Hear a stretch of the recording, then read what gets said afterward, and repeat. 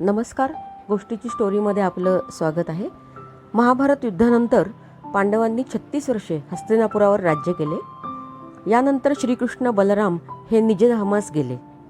त्याआधी यादव कुळात प्रचंड अशी यादवी होऊन हजारो योद्धे मारले गेले होते. द्वारका नगरी पाण्यात बुडाली होती. हे सगळे पाहून पांडव खूप दुःखी झाले आणि त्यांनी परलोकी जाण्याचा निर्णय घेतला.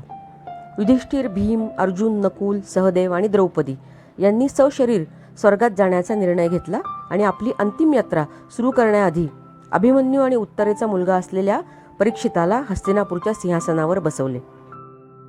तसेच श्रीकृष्णाचा नातू असलेल्या व्रजला उरलेल्या यादवांचा राजा बनवले. यानंतर पांडवांनी आपली सर्व वस्त्रे, आभूषणे काढून ठेवून वल्कले परिधान केली आणि ते हस्तिनापूरच्या बाहेर पडले. तर 5 पांडवांपैकी कोण कोण सशरीर स्वर्गात पोहोचले हे जाणून घेण्यासाठी कृपया पूर्ण व्हिडिओ नक्की पहा. 5 पांडव आणि द्रौपदी यांच्याबरोबर एक कुत्रासुद्धा हस्तिनापुराच्या बाहेर पडला. सगळ्यांनी त्यांची उंची, वस्त्रे, आभूषणे, शस्त्रे काढून ठेवली होती. पण अर्जुनाने त्याचे गांडीव धनुष्य आणि बाणांचा अक्षय भाता याचा त्याग केला नव्हता आणि त्यांनी ते बरोबर घेतले होते. अनेक प्रदेश, नद्या ओलांडत ते चालले होते. सगळ्यात पुढे युधिष्ठिर, त्याच्या मागे भीम, मग अर्जुन, नंतर नकुल, सहदेव आणि सगळ्यात मागे सुंदर नाजूक अशी द्रौपदी चालली होती. त्यांच्याबरोबर कुत्रासुद्धा चालला होता. चालत चालत ते लाल समुद्राजवळ आले. तिथे त्यांचा रस्ता अडवून अग्निदेव उभे होते. ते त्या सर्वांना म्हणाले की अर्जुनाला आता या धनुष्याची काही आवश्यकता नाही. तेव्हा सर्व प्रकारच्या धनुष्यात श्रेष्ठ असलेल्या गांडीव धनुष्याचा त्याग करून त्याने वनात जावे. पूर्वी हे धनुष्य मी वरुणाकडून अर्जुनासाठीच मागून आणले होते. ते आता वरुणाला परत दिले पाहिजे. हे ऐकून सर्व भावांनी अर्जुनाला गांडीव धनुष्य आणि बाणांचा अक्षयभाता याचा त्याग करण्यास सांगितला. अर्जुनाने त्याचे धनुष्य आणि 2 भाते समुद्रात विसर्जित केले. त्यानंतर अग्निगुप्त झाला आणि पांडव दक्षिण दिशेकडे निघाले. लवण समुद्राच्या, लवण म्हणजे मीठ, तर लवण समुद्राच्या कडेने पुढे गेल्यावर त्यांना समुद्रात बुडालेली द्वारका नगरी दिसली. पांडव तिथून परत फिरले आणि पृथ्वी प्रदक्षिणा करण्यासाठी त्यांनी उत्तर दिशेची यात्रा सुरू केली. तेव्हा त्यांना उत्तुंग अशा हिमालय पर्वताचे दर्शन झाले. त्याला ओलांडून पुढे गेल्यावर त्यांना वाळूचा समुद्र तसेच पर्वतश्रेष्ठ महामेरूचे दर्शन झाले. पांडव लवकर पुढे जात असताना अचानक द्रौपदी खाली पडते. द्रौपदीला जमिनीवर कोसळलेली पाहून भीम युधिष्ठिराला विचारतो की द्रौपदीने तर काही पाप केले नाही, तरी ती पतन का पावली? तेव्हा युधिष्ठिर म्हणतो की द्रौपदी मनातून आपल्या सगळ्यांपैकी अर्जुनावर जास्त प्रेम करत होती, पक्षपात करत होती, म्हणून ती पतन पावली. मोठ्या कष्टाने मन स्थिर ठेवून ते सर्व बंधू पुढे निघाले. थोड्या वेळाने सहदेवसुद्धा जमिनीवर कोसळतो. तेव्हा भीम युधिष्ठिराला विचारतो की विद्वान अशा सहदेवामध्ये अहंकाराचा लवलेश नव्हता. आपल्या सगळ्यांची तो मनापासून सेवा करत होता, तर त्याचे पतन का बरे झाले? त्यावेळी युधिष्ठिर सांगतो की विद्वत्तेत आणि बुद्धिमत्तेत आपल्या बरोबरीचं कोणीही नाही असे सहदेवाला वाटत होते. या त्याच्या दोषामुळे त्याचे पतन झाले. सहदेवाला तिथेच सोडून उरलेले 4 बंधू पुढे निघाले. द्रौपदी आणि आपला भाऊ सहदेव जमिनीवर कोसळलेले पाहून नकुल अतिशय दुःखी झाला आणि दुःखाने व्याकुळ होऊन नकुलही धर्तीवर कोसळला. भीमाने परत युधिष्ठिराला प्रश्न केला की सगळ्या जगात सर्वात रूपवान नकुल होता, तरीही तो कधीही अधर्माने वागला नाही, नेहमी मोठ्या बंधूंच्या आज्ञेचे पालन करीत राहिला, तरी तो कसा काय धर्तीवर कोसळला?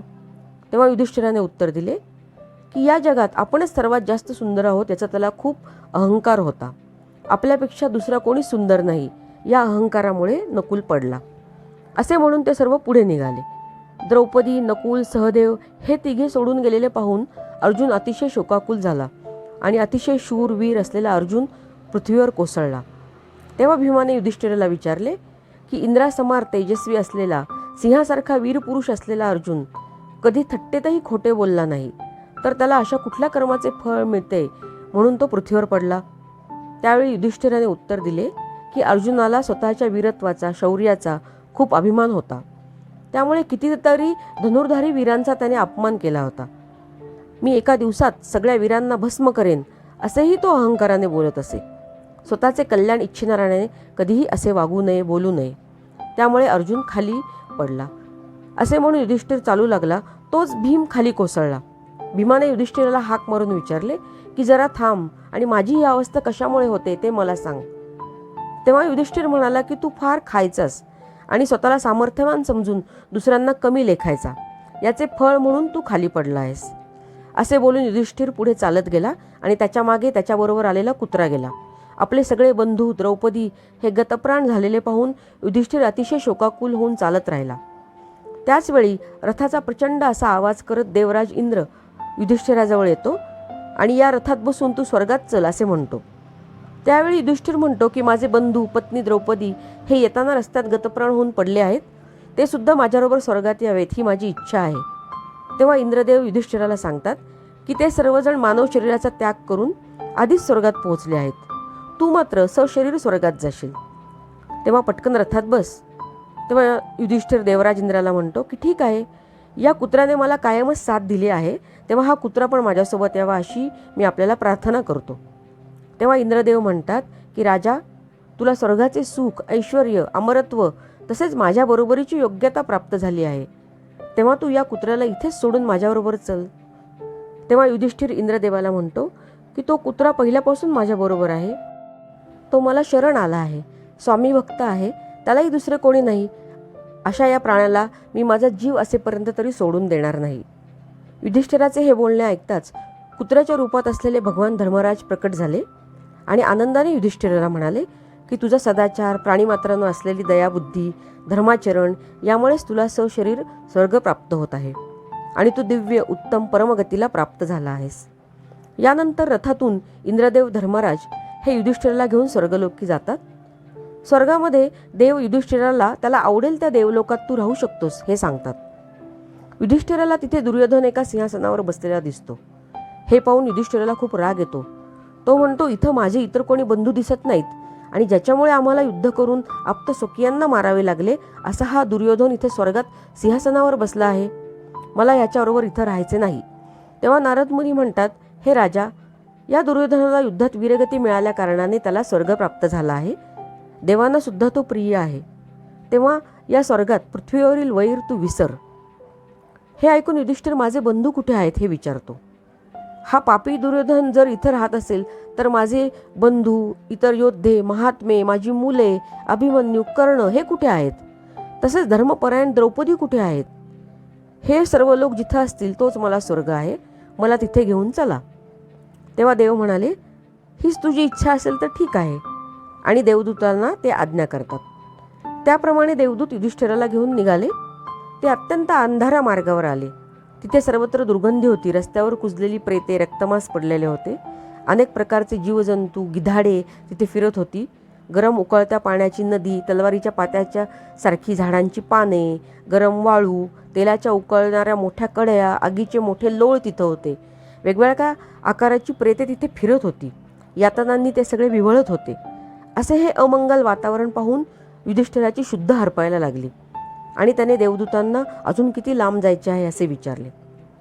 तेव्हा देवदूत म्हणतो की इथूनच आपल्याला परत जायचे आहे. देवांनी मला सांगितलं आहे की जिथे तुम्ही दमून जाल तिथूनच परत या. आणि ते परत फिरतात. तेवढ्यात युधिष्ठिराला सगळीकडून दीनवाण्या आर्त हाका ऐकू येतात. हे राजा, हे युधिष्ठिरा, तुला इथे बघून आम्हाला किती आनंद होतोय. तुझ्यामुळे इथे पवित्र वारा वाहू लागला आहे. तुझ्या दर्शनामुळे आम्ही आमच्या वेदना विसरलोय. तू जाऊ नको, इथेच थांब. ते दुःखी कष्टी आवाज युधिष्ठिराला ओळखीचे वाटत होते. तेव्हा त्यांनी तुम्ही कोण आहात असे विचारले. तेव्हा सगळीकडून आवाज येतात, मी अर्जुन, मी भीम, मी नकुल, मी सहदेव, मी कर्ण, मी अभिमन्यू. हे ऐकून युधिष्ठिर विचार करतो की माझे बंधू द्रौपदी, माझे पुत्र यांनी असे काय पाप केले आहे की ते या नरकात आहेत, आणि त्या दुष्ट दुर्योधनाने असे कोणते पुण्य केले आहे की तो सर्व सुख उपभोगतो आहे. असा विचार करून युधिष्ठिराला खूप क्रोध येतो आणि तो रागाने त्या देवदूताला म्हणतो की तू ज्यांचा दूत आहेस त्यांच्याकडे परत जा, मी काही तुझ्याबरोबर येणार नाही. माझ्या उपस्थितीमुळे माझ्या बंधूंना थोडे तरी सुख मिळत आहे, त्यामुळे मी इथेच थांबतो. हे ऐकून देवदूत परत जातो आणि देवांना सगळा वृत्तांत सांगतो. युधिष्ठिर थोडा वेळच तिथे थांबलेला असतो. तेवढ्यात तिथे इंद्रराज, धर्मराज आणि इतर देव येऊन पोहोचतात. ते सर्व तिथं आल्याबरोबर तिथला अंधार, दुर्गंधी, तिथे असलेली प्रेते आणि इतर अशुभ गोष्टी अचानक अदृश्य होतात. अत्यंत मंगल असे वातावरण तिथे तयार होते. मग इंद्र युधिष्ठिराजवळ जाऊन त्याला म्हणतो की सर्व राजांना एकदा तरी नरकाचे दर्शन घ्यावे लागते. तुला हा नरक पाहावा लागला याचे वाईट वाटून घेऊ नकोस. द्रोणाचार्य वधाच्या वेळी त्यांनी तुला अश्वत्थाम्याविषयी विचारले असता तू त्यांना नरोवा कुंजरोवा असा शब्दच्छल करून फसवले होतेस, म्हणून तुला या नरकाचे दर्शन झाले. तुला जसे इथे आणले होते तसेच तुझे बंधू द्रौपदी यांना पण इथे आणले होते. आता ते सर्वजण पण पापातून मुक्त झाले आहेत आणि स्वर्गात आपापल्या जागी बसले आहेत. तेव्हा तू चिंतामुक्त होऊन सर्व लोकात आनंदाने मनाप्रमाणे विहार कर. त्यानंतर इंद्र आणि युधिष्ठिर त्याचे बंधू जिथे बसलेले असतात तिथे जातात. त्यावेळी युधिष्ठिराला श्रीकृष्णाची पूजा करत असलेला अर्जुन दिसतो. युधिष्ठिराला पाहून दोघांनी पण त्याचे स्वागत केले. नंतर त्यांनी भीमाला पाहिले, जो पूर्वीसारखाच शरीर धारण करून वायूजवळ बसला होता आणि बाजूला सगळे मरुद्गण उभे होते. पुढे त्याला 12 आदित्यांसह बसलेला कर्ण दिसतो. तसेच अश्विनी कुमारांबरोबर बसलेले नकुल सहदेव दिसतात. त्यानंतर युधिष्ठिराने कमळ फुलांचे हार घातलेल्या साक्षात लक्ष्मीप्रमाणे दिसणाऱ्या द्रौपदीला पाहिले. तेव्हा इंद्रदेवाने युधिष्ठिराला सांगितले की द्रुपद कुळात साक्षात लक्ष्मीच्या एका अंशाने तुमच्यासाठी द्रौपदीच्या रूपात जन्म घेतला होता. नंतर इंद्राने युधिष्ठिराला स्वर्गात आलेले, युद्धात मारले गेलेले सर्व आप्तस्वकीय दाखवले. सगळ्यांना परत एकदा पाहून त्यांना स्वर्गप्राप्ती झाली हे पाहून युधिष्ठिराला खूप आनंद झाला. तर आजची ही कथा आपल्याला कशी वाटली हे मला नक्की सांगा. आणि गोष्टीची स्टोरी या यूट्यूब चॅनलला कृपया सबस्क्राईब करा, लाईक करा, शेअर करा, कमेंट्स करा. धन्यवाद.